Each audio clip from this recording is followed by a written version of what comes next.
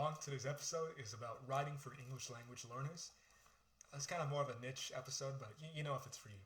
So, English is a very complicated, incredibly uh, overcomplicated language, not because of the learning itself, but because how it kind of symbolizes and reflects that a lot of rules are broken. So because of that, the language might appear broken, but really it's completely usable. It's just that people have a tendency to break it or to misuse it grossly, and a lot of people talk and say nothing. That's very common in English. I don't know about your language. What language do you know? Is that common there?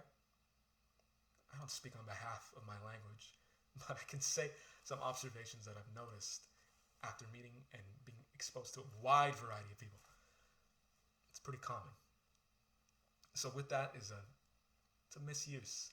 So learning a language by writing in it is kind of what helps you get acquainted with it all on your own.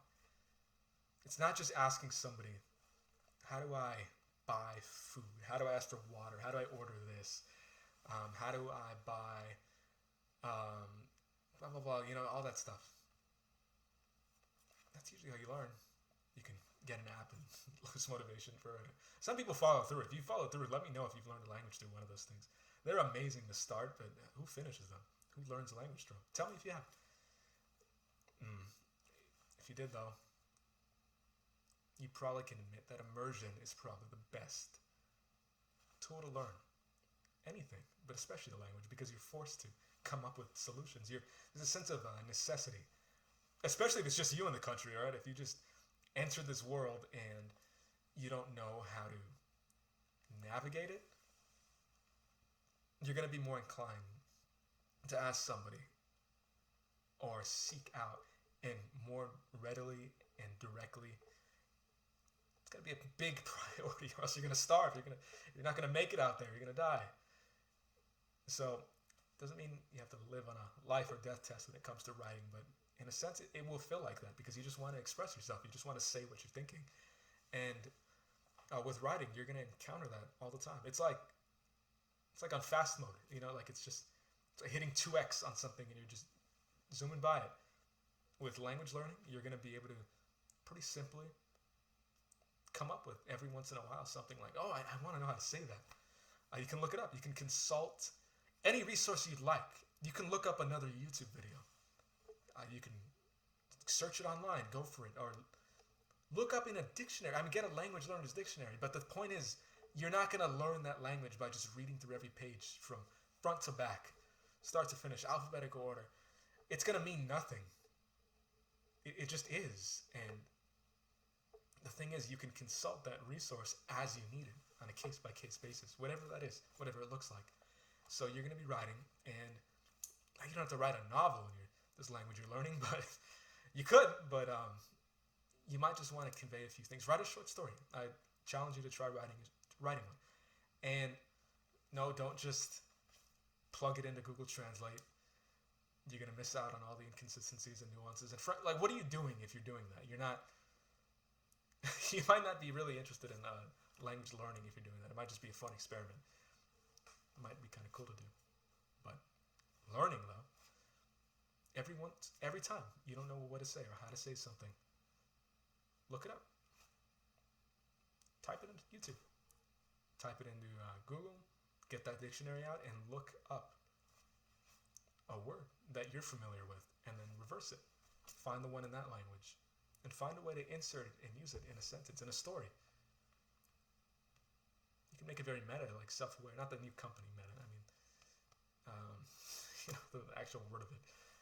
It's very self-aware, but write a story about you writing a story, and it's just an experiment, so that you can really see writing is really, really going to help you get these thoughts and words into your head, because you're going to find the ones that you actually need. It's like, let's say you're trying to cook this really fine meal, right? Just like, I don't know, one of the best chef recipe books in the world, and you're trying to make it yourself, and you don't need all ingredients. You don't need whatever, spam, or it's something random, but you're going to need whatever they've said is required as part of the ingredients. And maybe you'll eventually have an entourage. You'll have your own, all these things that you know how to make. But you're still not going to have a kitchen full of every single ingredient. You're not just going to have, octopus sitting in there. You're not just going to have all this stuff. And it goes bad. That's the thing. It's the exact same thing with writing. And it becomes spontaneous after a while. And you're going to be able to know what to use. If you learn all these words and don't really use them, they go bad, much like ingredients would. Because they're living. They want to be used. Words want to be applied in scenarios and situations because they get you a little closer to truth. And you get the words a little closer to truth when you use them. Every time you use them in a conversation, in something that other people hear, and you're contributing to the language itself just by speaking it. You realize if everyone else who spoke your language wasn't around, you would be the only one keeping it alive. So even though it doesn't feel like it right now, you are a lifeline. If you're learning a language, you are feeding into the existence of that language. And as soon as you acknowledge that and respect that and represent it in the way you communicate and speak, you're going to find that you talk a lot more with actual meaning. You're going to be talking in a way. You might even stumble over your words, and that's okay because you're just going to be excited to convey what you need to convey. And you're going to realize the significance, not monstrosity, but this sizable sphere and almost an entity that you are speaking into life. Not in the New Age spiritual way. I mean in terms of something you can actually see. Right now, like right away. I'm not discrediting that if you follow that kind of teaching, but I am going to say there's a difference between something right in front of you, something that might vaguely exist, maybe sometime in the future. Language exists because of you, and if you're learning it, the language is going to treat you very well. It's going to welcome you if you really want to learn it, and you're going to feel good about knowing how to speak it. You're going to feel good about speaking it to other people who also know it. And they're going to appreciate you as well for having taken the effort to actually be able to communicate with these people, with these human beings who are also keeping it alive. You're joining a community. And I don't just mean an online community of language learners because that's not always helpful. You don't always relate with them. Now, what if you can relate with everybody who spoke the language? Like you do when you speak it. When you're able to ascribe concepts, ideas, and feelings to words, to conveying them. And if you can write them, you can speak them. You really have trouble? Often the reverse is a little trickier. If you can speak it, but writing it's a little trickier. But writing it first is probably, that's amazing. At that point, if you're really stuck, I would like to see somebody who has trouble with that because someone asks you something and just write it down. And then just like narrate it to somebody. That's all you got to do. Obviously, it's a little more complex than that, but it's more real than you think. It's more apparent. It's more visible. It's more significant. Language learning becomes sort of put into perspective, and you want to do that if you want to stick with something for the whole while, for the whole time. You don't want to just start and never actually finish learning it. Any language is a brilliant, beautiful thing to learn. That's the thing. And you don't have to speak or dedicate yourself to this one language that is already dying out if you don't really have a real interest in it. Learn the one that you care about. Learn the one that would actually really give you something, really allow you to express yourself even better. If there's a language that is going to take years to learn, like it, grammar of it is just so complex, and you're not really dedicated to it if you don't really feel like you care enough about it. There's nothing you want to read in that language, nobody you want to speak to there. I don't learn it for the sake of it, or again, it's just going to go bad. It's just going to rot in your head. It's not going to become anything. And it's like you gave something to the language. You gave like, oh, cool, I'm a speaker of it now. I'm keeping it alive, And then you take it right back because you forget. That's real energy. It's real motivation. It's real you that you could have offered to something that you really cared about, something that you would have kept with you. And if you know a language right now, it's your second language, maybe you're a language learner. It doesn't have to be English. You can be an English speaker and learning something else right now. Or you can, English is your second language and you're hearing someone speak it. Keep in mind that, yeah, there's a lot of speakers on the planet. There might be a lot of speakers of your main language on the planet too. But you're still a part of it. You're still a part of the people who proliferate it. And without you, you might not think so, but it's felt, it's known. And if you have something to say, if you contribute a lot, if you're writing a book, you're doing a lot more with language than most people ever do.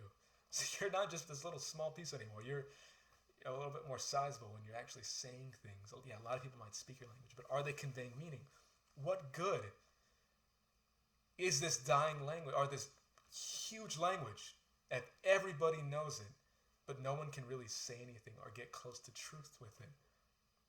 Be able to just convey simple things. If people waste their time with the words they use and choose, maybe that language is already dead or is close to extinction. You don't got to be the crusader or think that you have all the answers for it. You just got to find out how to say what you're thinking.